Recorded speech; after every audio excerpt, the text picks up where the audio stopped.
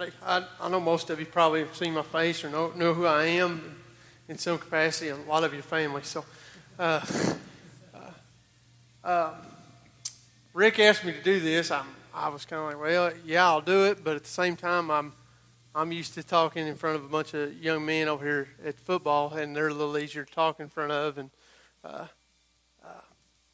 kind of share my story with them quite often. It's just kind of in a personal note and that sort of thing, and that's kind of what I'm going to do with each of you in here.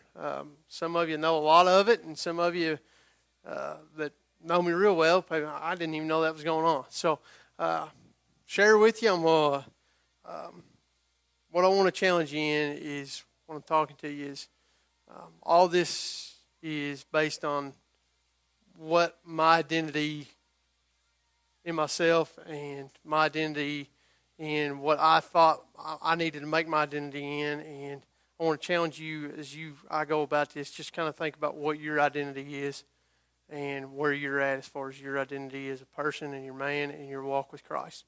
So one of the things I want to start off with, because just a verse that's really stuck out to me, and it's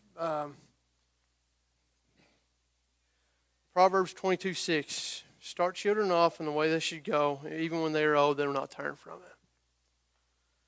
So that kind of leads me in. I grew up in the church. There wasn't a time when the doors weren't open that I probably wasn't there. You know, I joked around years later and said I had a drug problem. My parents drugged me to church every Sunday. Every time the doors were open, if it wasn't for my mom and dad dragging me into church, and I had aunt and uncles that were very active in the church, and grandparents that were very active in the church, and having all that, there wasn't a time where I wasn't there. So that leads me to where I am today. Okay, as I share here, you'll kind of realize I kind of got off on the wrong path there for a little while, but that right there, start off children the way they should go. When they're old, they will not turn from it. That verse sticks out to me very, very strongly. I grew up in the church, like I said. We were very active. I was saved on a youth group trip to Winter Extreme. I was a sophomore in high school when that happened. So I grew up in the church, but yet it was still sophomore before I really said I knew God. So as that went along, I knew Christ. I knew Christ, and but as growing up, I just kind of go back to that identity thing. What was my identity? Who am I? And who am I as a person? And I found that I was pretty good at athletic. I was fairly athletic, and I kind of found my identity in football. So as I went along, I found my identity. It wasn't, I kind of left Christ out of it, and it was just me doing my football thing. And hey, that's me, and that was my identity. So I went through school. I was able to excel at it very well. It's probably at that time, probably the only reason I made halfway decent grades is because I knew that Mom and Dad would kick my butt if I knew that I couldn't play on Friday nights. Okay, so my senior year, I had offers to go play here and there and everywhere, and one of my things. Towards the end of my senior year of football season, I'd wake up, and it wasn't the normal pain that I would wake up with on Saturday mornings. My ankles would hurt, my knees would hurt, and come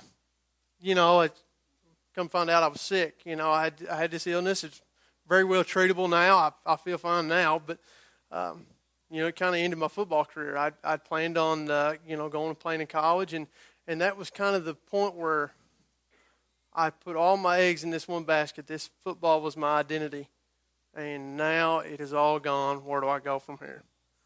So that was kind of the first step, and where I kind of stepped away and said, hey, listen, I did things right. I went to church. I was there every Sunday. I did things right. My identity, I was football. That's what I was good at. Why is this happening to me? I prayed at the church. We prayed with everybody in my family, with the pastor there at the church, and kind of realized at that point, hey, listen, there's a lot more greater plan for me in that. So here I go about. I go to college, and I go a different direction, and do that about a semester. And I said, you know what, this regular college is not for me. I'm going to Nashville Audition College. I'm moving away. I've got to go get a trade because this regular college ain't gonna work. I'm gonna flunk out in a month or next semester. So I did that, and I came back and was blessed with the opportunity to come back here and work here in the area over at the bus garage. So I come back and had the opportunity, and then I had the opportunity to come back and coach. So then yet again, here my identity is again. So I come back, and identity is football again. Here I am coaching again. So something was still missing. I still felt like I believed. I believed in Christ. I believed in every part of it. Still going to church. I felt like I was trying to mentor young men over here in the direction they should go, and but I wasn't completely wholly involved in it, and in that it just kept. I felt like I had everything. I had a good job. I was in a relationship at the time that wasn't real healthy, and so I felt like I had everything. So I'm heading in the right direction, and an unhealthy relationship kind of just went its way, and so when that happens, I kind of start doing my own thing again. So I'm in another unhealthy relationship, and then I'm still just at the same point. There's just something missing, and I'm unhappy about this. I'm unhappy about that. And I'm like, what I need is to make more money. So I leave a job over here, and I head to Owensboro. I get a job down there, and making good money. And in the meantime, I meet my wife, girlfriend at the time, Abby.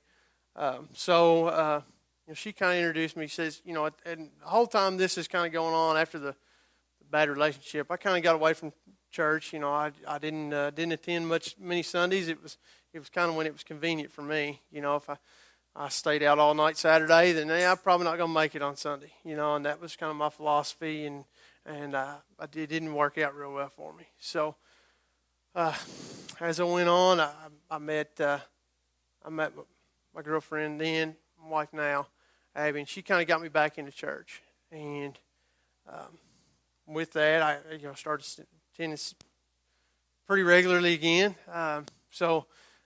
We started heading. Life started to get easier again. So, but me and her both, we can both honestly say it. We weren't fully committed to living our lives and totally for Him. So, she moves in with me.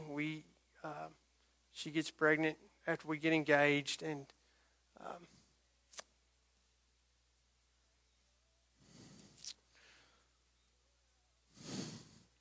October 24th, 2014. We've already set a date. She set a date to get married. We're going to try to get married real quick to make seem things make right, even though they weren't. I set a date for a wedding, and 24th of October in 2014. Woke up one morning, Abby says, "Hey, I got a headache that's out of this world. There's something wrong." So all that goes about, somebody's going to take her to the doctor. I needed to go to this job in Owensboro. I hadn't been at work more than about 15 minutes, and I got a call that said, "You need to drive as slow as you can. Be careful, but you need to meet us in Evansville." And slow as I could was about 90 getting to Evansville. I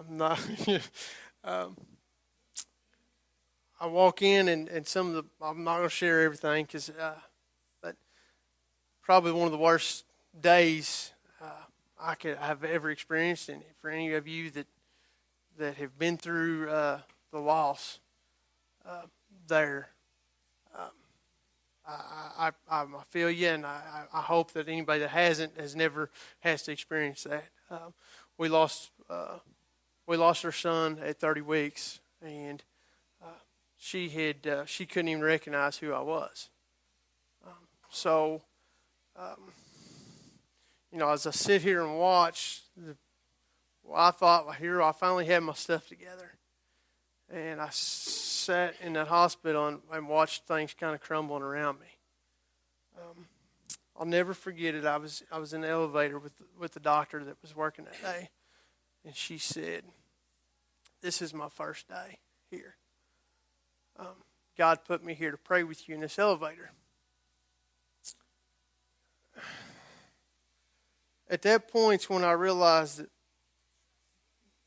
maybe the way I had been living my life and the way I'd been heading, and how I hadn't completely dedicated everything to Christ, that was the moment when I really realized that it was time to turn it all over to Him. And all these plans I'd made since I was a senior in high school, before then, it was time to turn all those plans I had over to Him. And that I needed to make sure my identity I made for myself was in Christ first, and everything I did other than that had His name in front of it. So, from that moment forward, my life has been completely blessed, every bit of it. There hasn't been a day that's gone by, or even a bad day, I haven't said, you know what, I'm extremely blessed. Because that day, my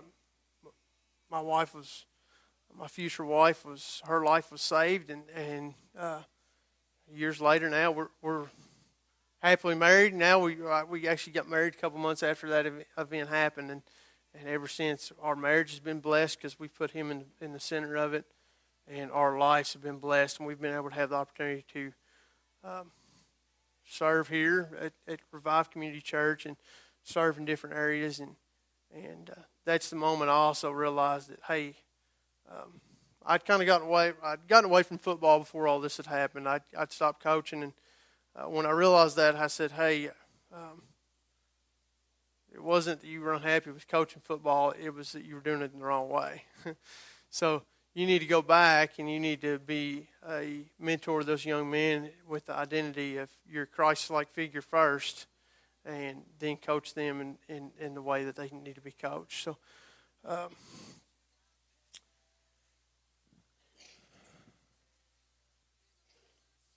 So in closing, I just want to ask you, I'll challenge you, what's your identity? What's your identity like for you, your life?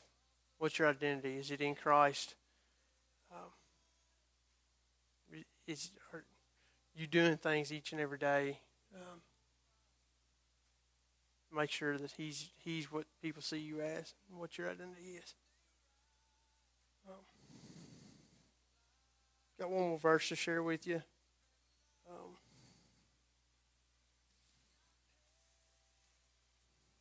This kind of sticks out to all areas of what I just spoke about. John 14:27. God can bring peace to your past, purpose to your present, and hope to your future.